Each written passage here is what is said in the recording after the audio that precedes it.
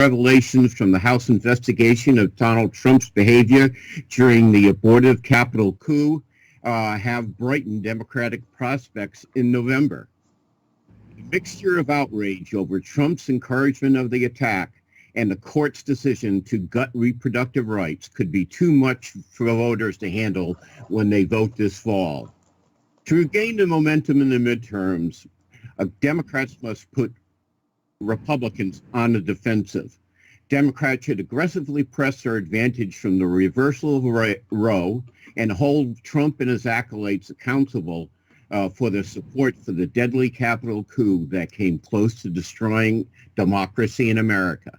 You can read the rest of this column and all my columns in The Hill at thehill.com/person/Brad-Bannon. Our guest in this segment is good friend and repeat offender, Sarah Jones. She's editor-in-chief of PoliticusUSA, star of stage, screen, and social media. The website for Politicus is PoliticusUSA.com. And Sarah's Twitter handle is Sarah Politicus, Politicus,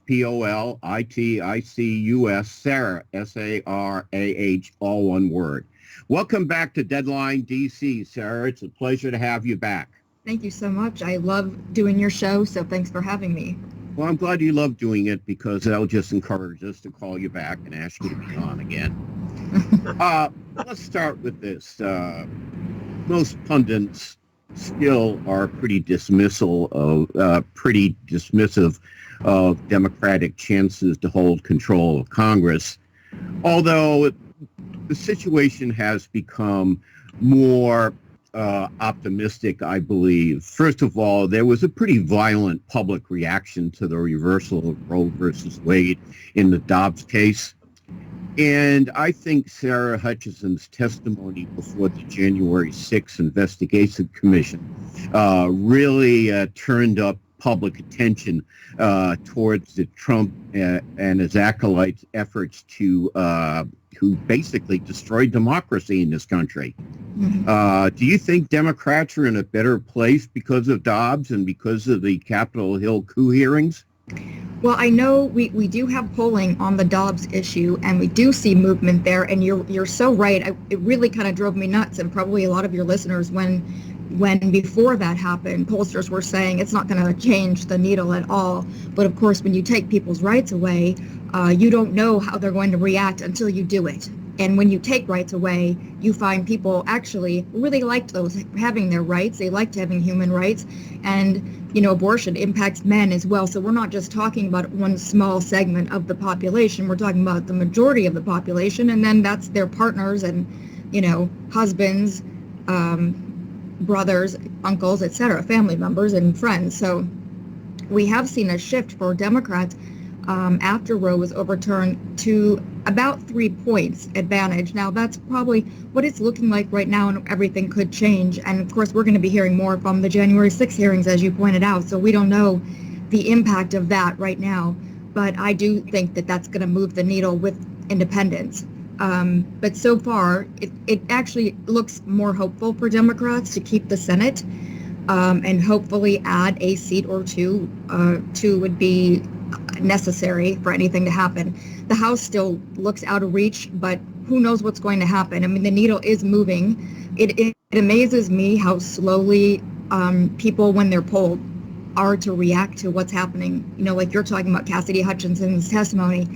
That to me was so powerful, and I think for many independents probably, but I haven't seen a lot of polling on that yet. Yeah, we do have a clip from the January 6th hearings. It's Representative Liz Cheney talking the need to make Donald Trump accountable for his crimes. You've been cleared since really January 6th itself that he bears responsibility. Have these hearings demonstrated that Donald Trump needs to be prosecuted? Ultimately, the Justice Department will decide that. Mm-hmm. I think we may well, as a committee, have a view on that. If you just think about it from the perspective of what kind of man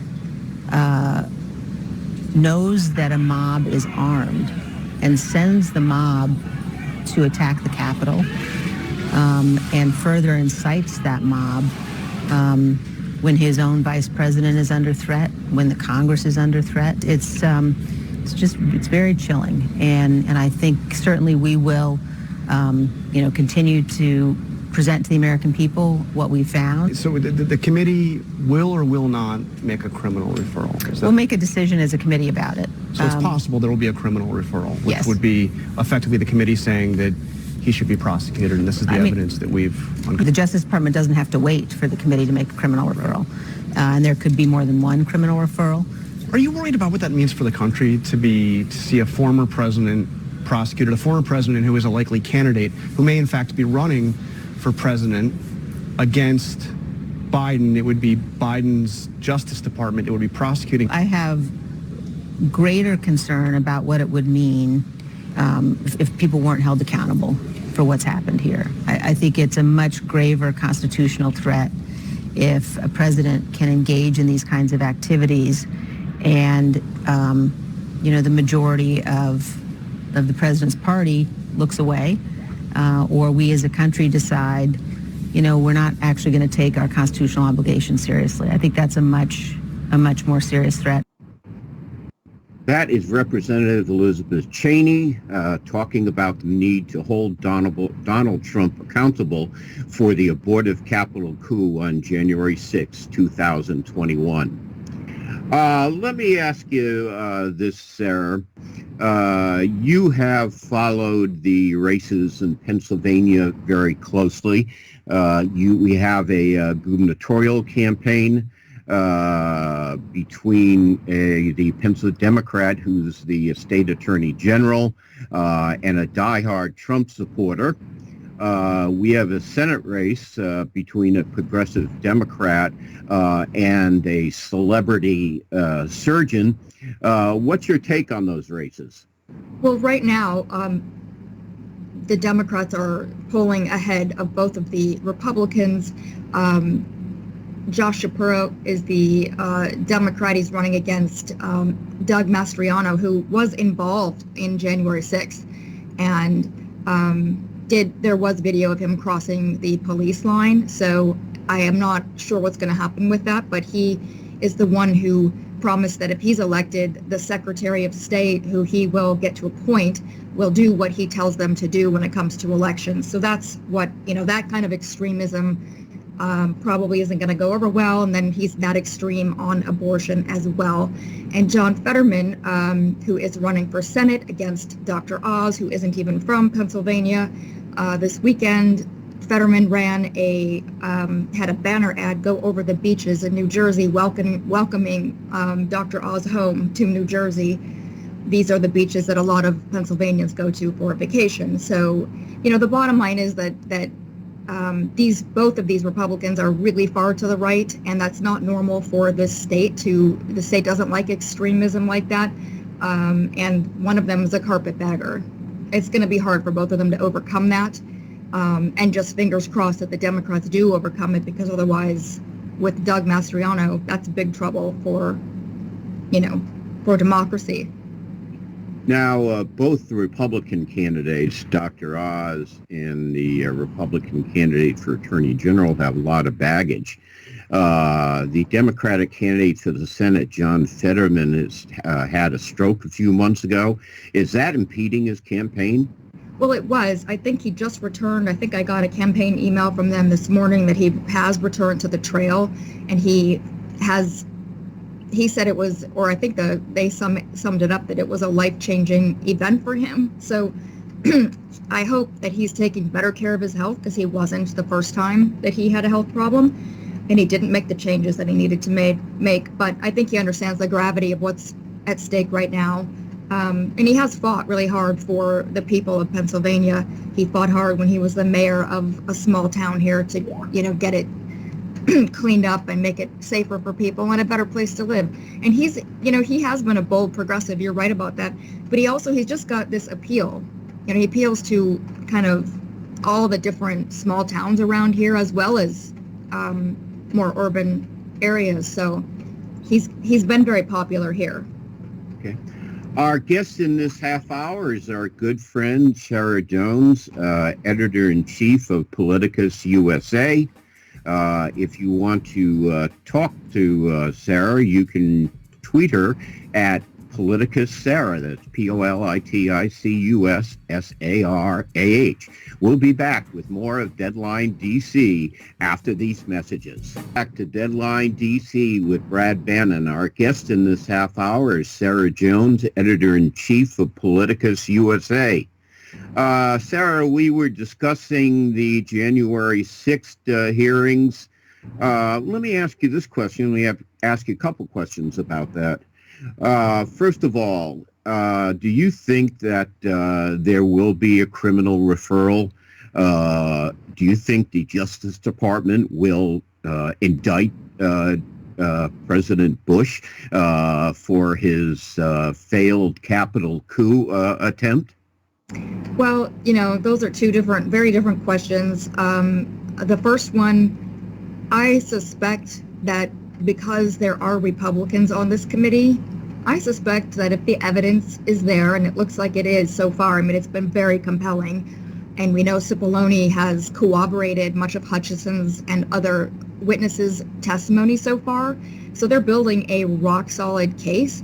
I think they will refer it. I only mentioned the Republicans because I think Democrats might be hesitant to make a referral like that.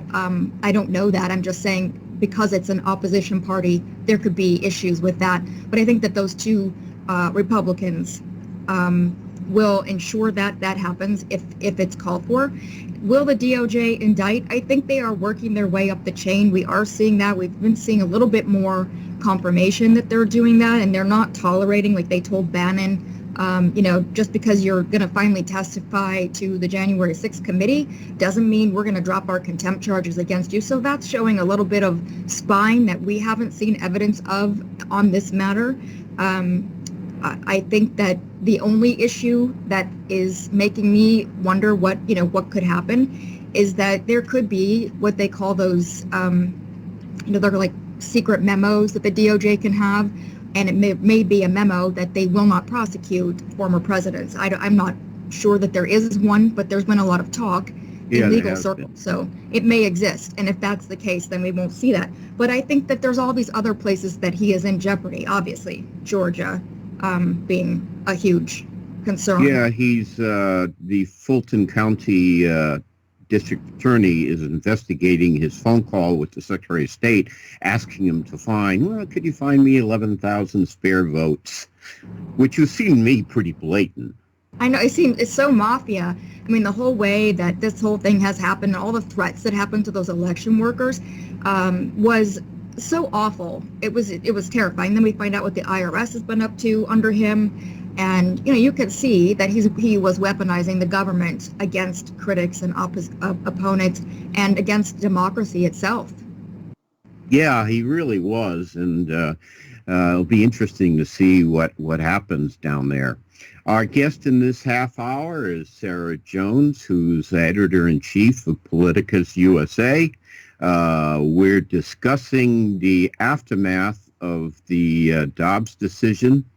And also the investigation into the January 6th abortive Capitol coup. And I feel funny saying that, but it wasn't abortive. Anyway, we'll be right back after these messages to bring back our radio listeners. Headline DC with Brad Bannon, and welcome back to our radio listeners. Our guest in this half hour is Sarah Jones, who's editor-in-chief of PoliticusUSA. Sarah, apparently, excuse me, we're going to hear the January 6th Investigative Committee is going to hear from Steve Bannon, who, by the way, is no relation. I'm afraid we're going to go back into a cycle where I get all sorts of threatening emails for people who don't understand the difference between Brad and Steve, which happened, a couple years ago. But not only are we not the same person, but we're not even related that I know of anyway. But we're going to apparently hear from Steve Bannon. which strikes me as kind of, he seems to want to testify. Why do you think he wants to testify? Well, we aren't going to, I don't think we're going to hear from him in live testimony, which is what Trump wanted him to do, to finally, infect this hearing with their lies and their narrative and their conspiracy theories. So the committee's not going to tolerate that. They haven't done that so far. They're not having this combative kind of Republican hearing that we've been seeing in the last decade, where it's all for theater. We haven't been seeing that. We've been seeing facts just laid out, dot, dot, dot, dot, dot. And these are the witnesses. You're not hearing any of that. So they're going to interview him privately, no doubt. And if there's something they can use from that testimony, then they will play that during the live hearings. That's what I think they're going to do, because he can't be trusted. He just got knocked down today in a different issue on his contempt criminal trial, because he was trying to use that to infect to bring up, subpoena Nancy Pelosi, for example. And the Trump judge told him, no, you're not going to do any of that stuff here, and your hearing isn't going to be delayed. So, justice is coming for people. I know it's been a very long time. Most of us are doubtful, but it does appear that she has finally marched up and is, catching up with some of these people. Yeah, in what kind of deranged world does Donald Trump think that Steve Bannon could say anything that would make him and his presidency look better? I mean, it seems to me that Steve Bannon is an unexploded grenade, and, I wouldn't want him testifying, again, we're not related, but I certainly want him to testify on my behalf. Nor would I. And he does seem like a... let's go back to a previous question. If the president is not indicted by the Justice Department, do you think anybody else? I mean, we've had all sorts of low-level players who have been indicted for the Capitol coup and are actually serving time now. Do you think there'll ever be any high-level indictments? I'm thinking Mark Meadows, the president's former chief of staff, who looks like he has got his fingerprints all over this disaster. I think that he's right up there. I think Dan Scavino, I think Mark Meadows, where you just said, and Rudy Giuliani, his whole, Sidney Powell, his whole lawyer, the crazy lawyer brigade that he brought in to come up with ideas for how to steal the election when he lost it.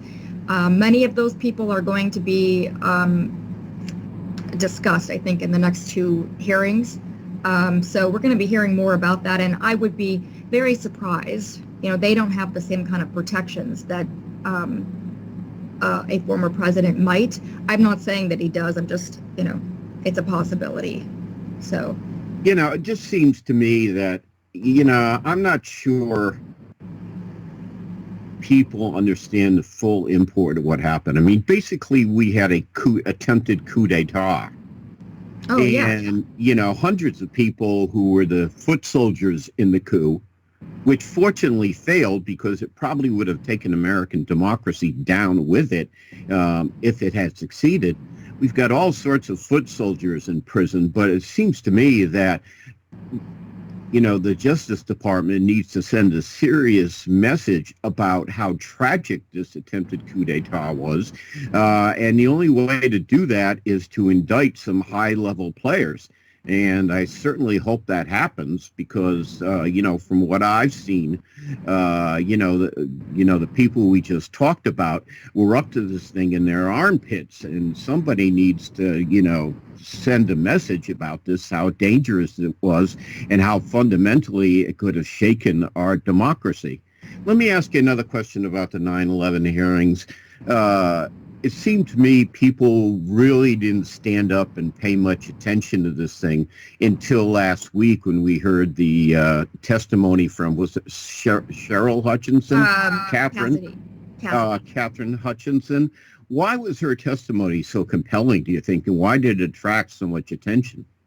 I think she was the first person on the inside that we heard from who was there for the actual January 6th moment. She was, as Mark Meadows' aide, very believable. She had nothing to gain by coming forth and giving this testimony.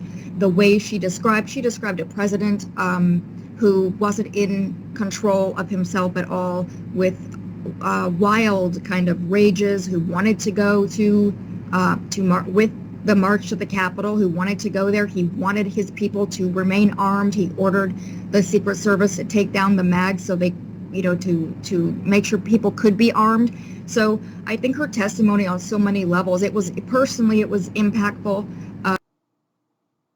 and put herself in jeopardy, and all the people who testify against him are threatened and are intimidated, and their lives are changed forever. And she's a young woman, and her first 25 years old. Yeah, I mean, yeah, she's young, and I think that was impactful too, that somehow she had this courage to come forward and do this, when so many of the men she worked with don't have the patriotism to come forward when this attack was so serious. And as you said, I think that's missing. I think the coverage of the attack has not been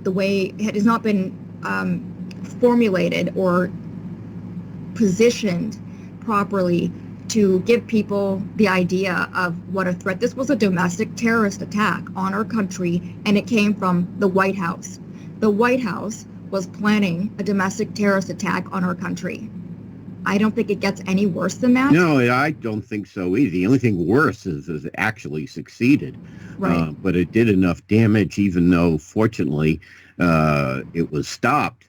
But anyway, I think we all should credit Cassidy Hutchinson, because, she's only 25 years old, and it must have taken a lot of guts to stand up to the people in power in the Trump White House. One more subject before we go, Sarah. In the last week, there's been a lot of criticism from progressive figures about Joe Biden's presidency. And today, there was a poll released by the New York Times that said 64% of Democrats, 64% of the Democrats would rather have a nominee other than Joe Biden in 2024. How much of this criticism, if any, do you think is justified? Well, I think criticism is always justified, but what the left does not figure out, watch the right. Well, first of all, they don't criticize very much, and I think it's important that the left criticize their leaders. Otherwise, you don't get to push your leaders in the direction you want them to go. But what the left needs to learn is push and provide political cover. Don't push so hard that you dampen morale, and that's what's happening, because when Biden's poll numbers go down before the midterms, as you know, that impacts every Democrat running in the midterms. Yeah, when you're that's the point. When you're criticizing Biden right now, you're criticizing him and dampening morale. Find a way to criticize and to push that doesn't dampen morale. And I think people have to pull that back a little bit. These issues are very important that they're upset about, but there is only so much that Joe Biden can actually do. And I think that he is pushing. If you listen to the language he's used over and over again, he has been very upset, although I will say their messaging, right after Roe wasn't good. He was at G7, and it seemed like their communication department had some changes, so I understand why that upset people. But I think overall, the left needs to learn how to give political cover while pushing your leaders more towards your progressive liberal stance. Yeah, personally, I think Joe Biden has done a lot of good things. But sometimes the White House has not served him well. And the best example of that, which you pointed out, is their very slow reaction to the Dobbs case. And I think the White House needs to step up its act, because I don't think they've done a very good job communicating Joe Biden's successes to the public. That's it for Deadline DC.